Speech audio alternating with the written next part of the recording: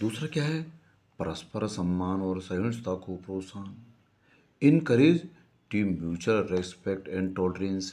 मतलब इसके माध्यम से क्या है कि विचारधाराओं और व्यक्तियों में आपस में टॉलरेंस है और सम्मान है। तो इसमें एक डीडी रफील ने कहा है। हाँ, ये देख लिया। तीसरा क्या है? पारस definition of terminology and clarification of concept, concept और टर्मिनोलॉजी का क्लियरिफिकेशन करना। तो डीडी रफील ने क्या कहा है?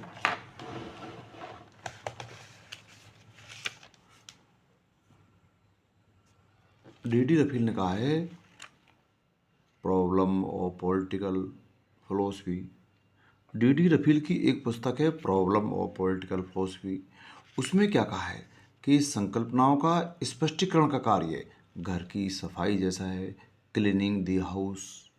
डीडी रफील, जो रफील था वो संकल्पनाओं के बारे में क्या कहता है? वो कहता है अपनी पुस्तक प्रॉब्लम ऑफ पॉलिटिक्स में कहता है कि संकल्पनाओं का स्पष्टीकरण घर की सफाई जैसा है, क्लीनिंग दी हाउस। अर्थात राजनीतिक सिद्धांत से क्लियरिफिकेशन भी किया जाता है। तीसरा क्या है? इतिहास की व्याख्या और सामाजिक पुनर्निर्माण,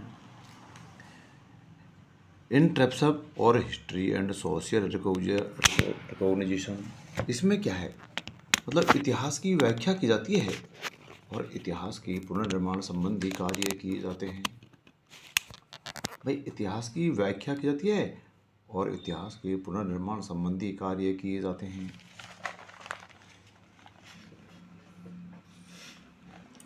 मतलब जैसे कार्ल मेनाइम क्या कहता है कि सोशल साइंस हमें सामाजिक रिकंस्ट्रक्शन का रास्ता दिखाती है। कार्ल मेनाइम लिखता है कि सामाजिक विज्ञान सोशल साइंस हमें सोशल रिकंस्ट्रक्शन का रास्ता दिखाती है। तो मतलब ये सामाजिक सिद्धांत एक पुनर्निर्माण में भी कार्य करते हैं। इसके अतिरिक्त क्या है?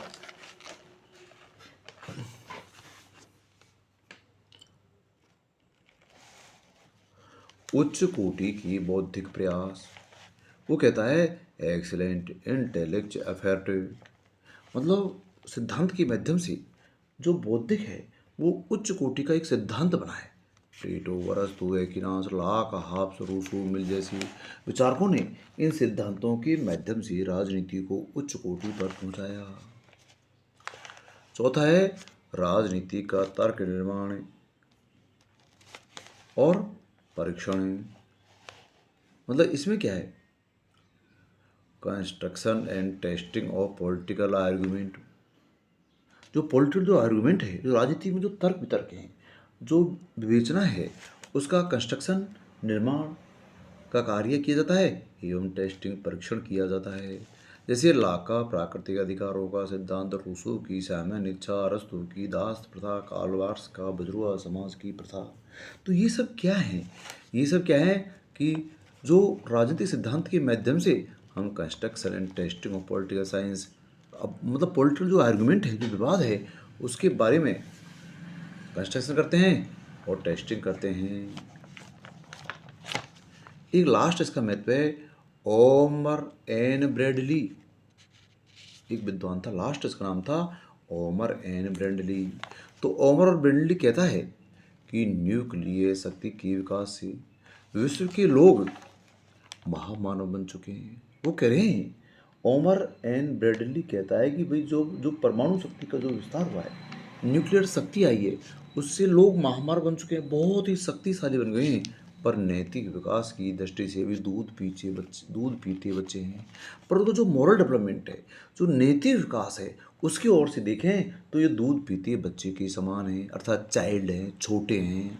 तो इस बात से वो किस प्रकार से ओमर एंड ब्रेडली किस प्रकार से इस बात को स्पष्ट करता है कि हम शक्तिशाली तो बन चुके हैं, पर नैतिक दृष्टि से हम भी दूध पीते बच्चे हैं। आगे हम देखेंगे कि राजनीतिक सिद्धांत में तथ्यों और मूल्यों का विवाद कैसे हुआ?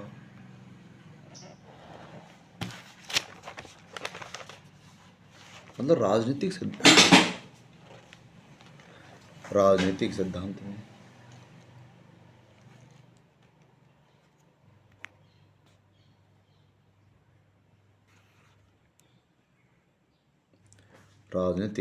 में तथ्य मूल्य विवाद कैसे हुआ? फैक्ट वैल्यू जो डिबेट है कि राजनीति में क्या फैक्ट होने चाहिए या वैल्यू का महत्व है, इसका डिबेट कैसे हुआ? तो इसमें हम तीन चीज़ों को देखेंगे। राजनीतिक सिद्धांत में दो बातें आती है, एक आती है पॉलिटिकल साइंस, एक आती है पॉलिटिकल फिलॉसफी। तो पॉलिटिकल साइंस में कौन कौन से तर्क आते हैं? एम्पिरिकल स्टेटमेंट, अनुभव मूलक कथन।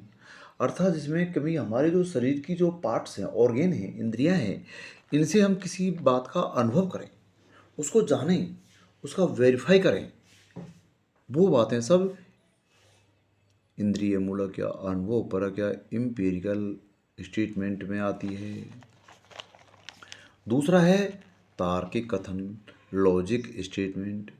इसके अंतर्गत किसी कथन को तर्क की कसौटी पर कसा जाता है, फिर इसकी पुष्टि और सत्यापन किया जाता है। लॉजिक स्टेटमेंट मतलब किसी कथन को तर्क की कसौटी पर कसना और फिर उसकी पुष्टि, वेरीफाई मतलब कन्फर्मेशन एंड वेरीफाई करना, दो प्रकार के आते हैं।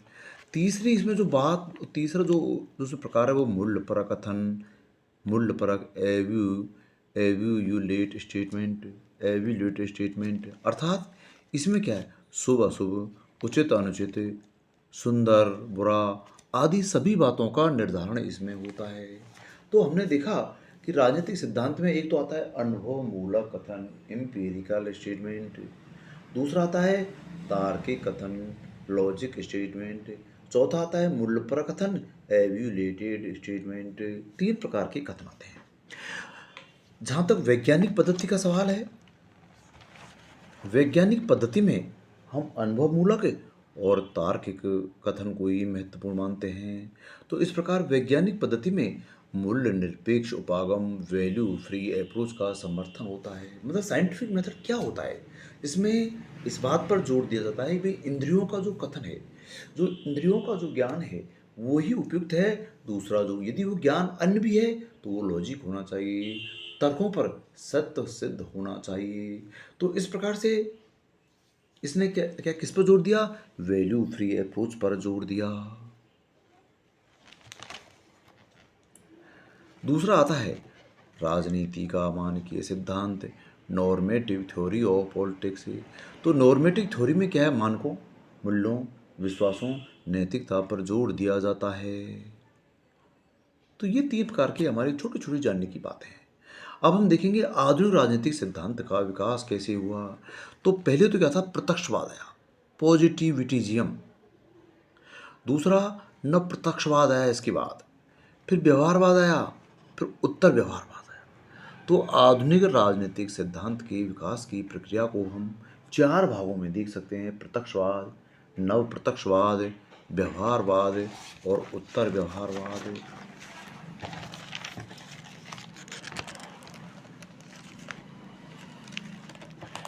अब हम देखेंगे प्रत्यक्षवाद क्या था।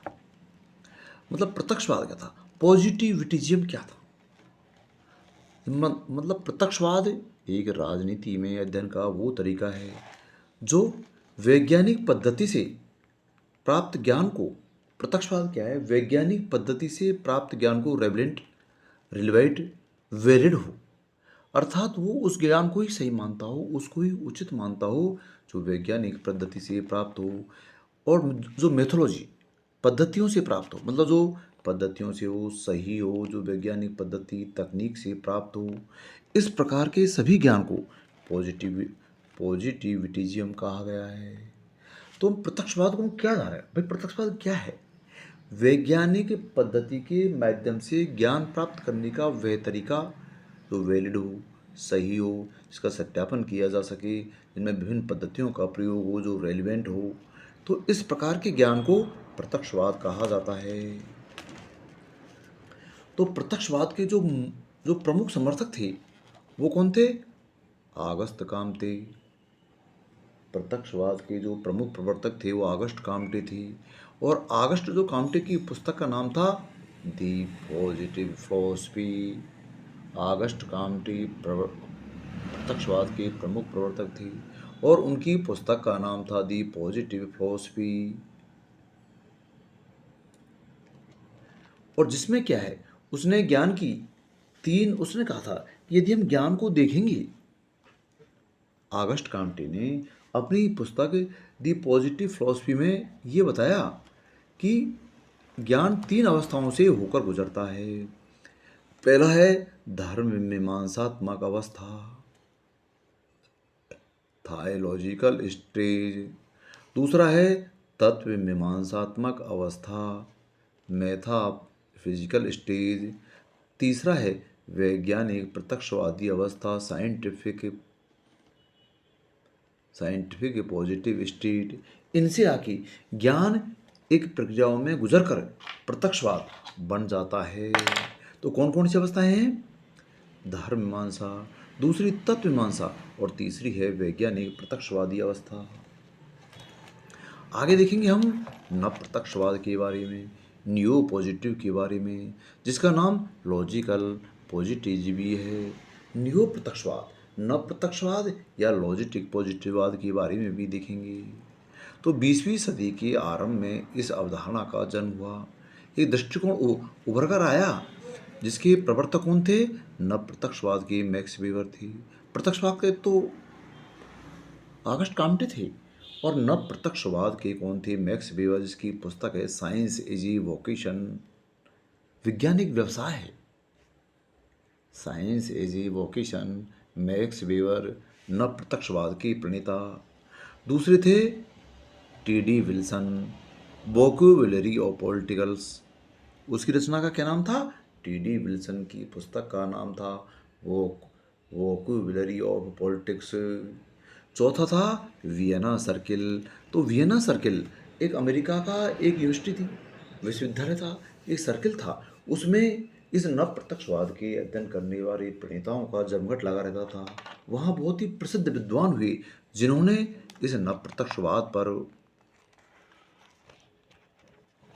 अध्ययन किया। तो वियना सर्किल में कौन कौन से विद्वान हैं? Wittgenstein, A J. Ayer, Morris Schlick. Wittgenstein, A J. Ayer, Morris Schlick. Wittgenstein, A J. Ayer, Morris Schlick. मतलब 3 विद्वान क्या थे? ये वियना सर्किल के थे। तो हम देखते हैं कि नव प्रत्यक्षवाद में सबसे पहला तो कौन था? Max Weber, science is a vocation. दूसरा था T D. Weldon, vocabulary of political science. तीसरा था वियना सर्किल। तो वियना सर्किल में 3 विद्वान प्रमुख थे, Wittgenstein, A J. Ayer, Morris Schlick. उन्होंने कहा कि चिंतन मूलक दर्शन, स्पेक्टिव फिलॉसफी केवल ऐसे प्रश्नों से सरोकार रखती है जिसे अनुभव मूलक दृष्टि से परखा नहीं जाता, जैसे दी ट्रुथ, दी गॉड, दी ब्यूटीफुल। तो उन्होंने क्या एक मध्यम मतलब एक बाईपास मार्ग अपना लिया। नव प्रत्यक्षवादी या लॉजिकलिस्ट अप्रोच वालों ने, विद्वानों ने यह बताया कि नव प्रत्यक्षवाद या चिंतन मूलक जो पद्धति है, जो स्पिरिट जो मेथड है, वो ऐसे प्रश्नों से सरोकार रखती है जिसको हम प्रत्यक्षवाद से उसे मतलब इसे अनुभव मूलक दृष्टि से, विज्ञान से, पद्धति से, अनुभव से, तथ्यों से नहीं परख सकते हैं। ऐसे ज्ञानों के संदर्भ में चिंतन मूलक पद्धति है। तो इसमें कौन कौन से ज्ञान है ऐसे? ट्रुथ, सत्य क्या है, द गॉड, ईश्वर क्या है, सुंदर क्या है, इस प्रकार के तथ्यों का विचार नव प्रत्यक्षवाद में किए जाने लगा। प्रत्यक्षवाद में तो केवल अनुभव मूलक कथन थे, इसमें वैज्ञानिक पद्धति, प्रयोग, परीक्षण और इंद्रिय ज्ञान से जो प्राप्त था, जो मेथोलॉजी था वो था। और जबकि इसमें तो चिंतन मूलक दर्शन को अपनाया जाने लगा, इस पैलिक्चो फिलॉसफी को अपनाया जाने लगा और केवल ऐसे प्रश्नों से सरोकार था जिसमें अनुभव दृष्टि से परखा नहीं जा सकी, जिसको विज्ञान तथा विज्ञान की पद्धति से परखा नहीं जा सकी। तो इस प्रकार के कौन से प्रश्न थे? The truth, the god, the beautiful आदि। तो इस प्रकार से हम देखते हैं कि राजनीतिक जो सिद्धांत था उसका महत्व बहुत ही बड़ा था कि इसके माध्यम से ये ऐतिहासिक क्रांतियों का प्रेरणा स्रोत थे। परस्पर सम्मान और सहिष्णुता को बढ़ावा दिया। इतिहास की व्याख्या, पुनर्निर्माण की गई। उच्च कोटि के बौद्धिक प्रयास किए गए। राजनीतिक तर्क का निर्माण और परीक्षण किया गया। यहाँ तक कि ओमर एंड ब्रेडली ने तो कहा था कि न्यूक्लियर शक्ति के विकास में लोग आगे बढ़ गए हैं, पर नैतिकता के क्षेत्र में तो दूध पीते बच्चे हैं। Omar and Bradley. फिर आगे हमने पढ़ा तथ्य मूल्य विवाद, जिसमें देखा imperial statement, logic statement, evolution statement. फिर देखा वैज्ञानिक पद्धति के बारे में, मानकीय सिद्धांत के बारे में, नॉर्मेटिव अप्रोच के बारे में। फिर पढ़ा प्रत्यक्षवाद के बारे में। फिर पढ़ा न प्रत्यक्षवाद के बारे में। तो न प्रत्यक्षवाद क्या है? एक प्रत्यक्षवाद के अनुभव मूल की बाईपास से बात करता है कि यदि कोई बातें प्रत्यक्षवाद से अनुभवमूलक से सिद्ध नहीं होती है तो उसको न प्रत्यक्षवाद में अध्ययन किया जाना चाहिए। जैसे ईश्वर क्या है, पृथ्वी क्या है, सत्य क्या है, गॉड क्या है।